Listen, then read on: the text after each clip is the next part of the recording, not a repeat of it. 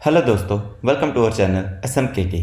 पहली बार आए हैं तो चैनल को सब्सक्राइब जरूर करें और स्टॉक मार्केट की नई नई वीडियोस के लिए बेल आइकन को प्रेस करके ऑल जरूर सेलेक्ट करें। तो दोस्तों, सबसे पहले बात कर लेते हैं HDFC बैंक की। आज के दिन इसके रिजल्ट आने वाले थे और जैसे ही रिजल्ट आए कंपनी ऊपर भागी, स्टॉक ऊपर भाग गया।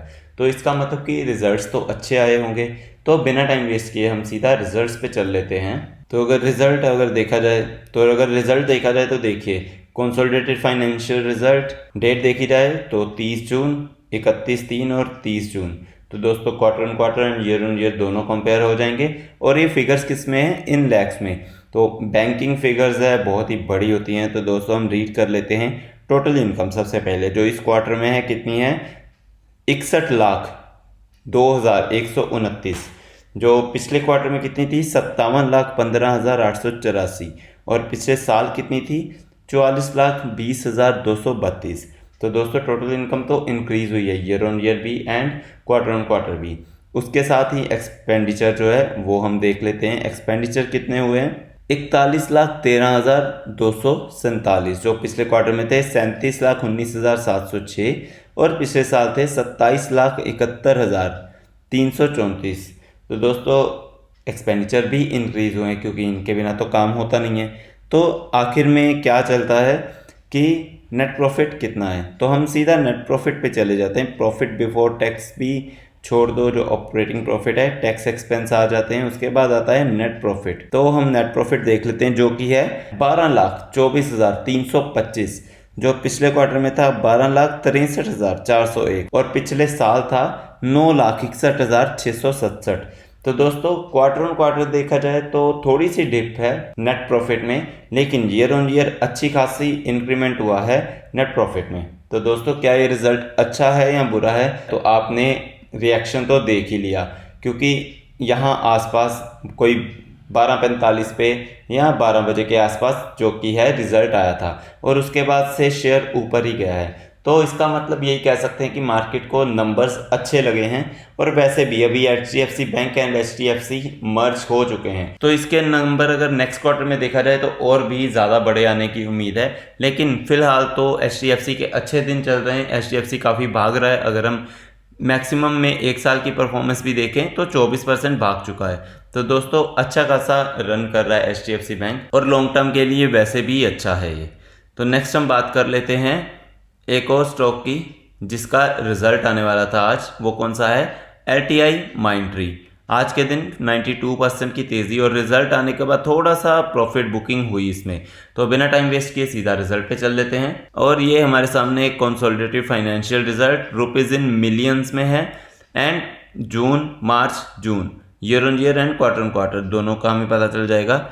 टोटल इनकम की बात की जाए तो 88,337, जो कि पिछले क्वार्टर में थी 87,574 और पिछले साल थी 78,218। तो दोस्तों, quarter on quarter, year on year दोनों में टोटल इनकम अच्छी खासी बढ़ी है। एक्सपेंस की बात की जाए 72,973, जो कि पिछले क्वार्टर में थे 73,132 और पिछले साल थे 63,481। एक्सपेंसेस भी बढ़े हैं। तो हम नेट प्रॉफिट चेक कर लेते हैं सीधा। नेट प्रॉफिट कितना है? 11,523 मिलियन, जो कि पिछले क्वार्टर में था 11,141 मिलियन और पिछले साल था 11,065 मिलियन। तो दोस्तों, नेट प्रॉफिट जो है वो इंक्रीज हुआ है ईयर ऑन ईयर भी एंड क्वार्टर ऑन क्वार्टर भी। वैसे ही हम EPS भी अगर देखें तो 38.92, जो कि पहले था 37.65 और पिछले साल था 37.43। तो EPS भी इंक्रीज हुआ है। लेकिन थोड़ी सी प्रॉफिट बुकिंग क्यों हुई है? क्योंकि ये ऑलरेडी अपने ऑल टाइम हाई पे चल रहा है, क्योंकि इसने अभी निफ्टी 50 में एंट्री की है। तो LTI माइंट्री वैसे ही अच्छा खासा फायदे में है। तो वैसे लंबे ओहदे के लिए अगर देखा जाए तो अच्छी कंपनी है। एक साल में प्रॉफिट अगर देखेंगे, रिटर्न देखेंगे तो फ्लैट चल रहा है, ऊपर नीचे चल रहा है। और ये मर्ज हुआ था, तो मर्जर के बाद ही इसकी लिस्टिंग हुई है 2022, 5 दिसंबर 2022 में। पहले LTI अलग था, माइंट्री अलग था। तो LTI ने माइंट्री को ओवरटेक कर लिया, उसके बाद मर्ज हो गया। तो उसके बाद से लिस्टिंग में ज़्यादा कुछ हुआ नहीं है। 6 महीने हुए, अभी 7 महीने। तो 7 महीने में अभी 3% की रिटर्न है। तो ज़्यादा कुछ कह नहीं सकते, लेकिन LTI माइंट्री बहुत बड़ी कंपनी है। अगर मार्केट कैप देखोगे तो 1.5 लाख करोड़ का मार्केट कैप है। तो दोस्तों, अच्छी कंपनी है, चाहो तो इसमें जा सकते हो। नेक्स्ट हम बात करते हैं जिसका रिजल्ट आया था सैटरडे को, एवेन्यू सुपरमार्ट यानी कि डी मार्ट। तो नंबर्स इतने पसंद नहीं आए निवेशकों को, इन्वेस्टर्स को, इसीलिए आज इसमें 3.48% की गिरावट थी। और अगर एक साल की परफॉर्मेंस देखें तो ये नीचे ही है, बहुत मुश्किल से थोड़ा सा इसमें तेज़ी दिखी थी हमें कुछ टाइम में, लेकिन आज फिर से नीचे आ गया। तो दोस्तों कब भागेगा एवेन्यू सुपरमार्ट का कुछ पता नहीं है, लेकिन इतना नीचे होने के बावजूद भी 5 साल में 143% के रिटर्न है, तो बहुत ही अच्छा स्टॉक है। मैक्सिमम परफॉर्मेंस देखोगे 500% की रिटर्न, और एक टाइम पे ये 700-800% की रिटर्न थी अगर नीचे ना आता। तो दोस्तों स्टॉक तो अच्छा है, लेकिन काफ़ी स्लो चल रहा है क्योंकि मार्केट कैप बहुत बड़ा है और एक तरह से लार्ज कैप स्टॉक है, उसी की तरह बिहेव कर रहा है, तो टाइम तो लगेगा ही। तो दोस्तों इसीलिए थोड़ा स्लो भागता है, लेकिन घबराने वाली बात कोई नहीं है इसमें। नेक्स्ट हम चल रहे थे एक और कंपनी में जिसका आज रिजल्ट आने वाला है। वो कौन सी है? टाटा एलेक्सी। आज के दिन 0.46% डाउन थी, लेकिन बहुत सारी रिटर्न बना के दे चुके हैं ऑलरेडी। अगर हम इसका एक साल का परफॉर्मेंस देखें तो 5% डाउन है, लेकिन कहाँ से नीचे आई है ये देखिए, 10,760 से नीचे आई है और कितने पे है? 76,095। और पूरा दमखम रखती है वापस उस लेवल को तोड़ने का। रिजल्ट्स की वेट रहेगी आज कैसा रिजल्ट आता है इसका। और इसी की एक और सेगमेंट की कंपनी KPIT टेक्नोलॉजीज, जिसने कि हाल ही में बहुत ही अच्छे खासे रिकॉर्ड बनाए, और अगर इसकी एक साल की परफॉर्मेंस देखोगे तो 116% के रिटर्न।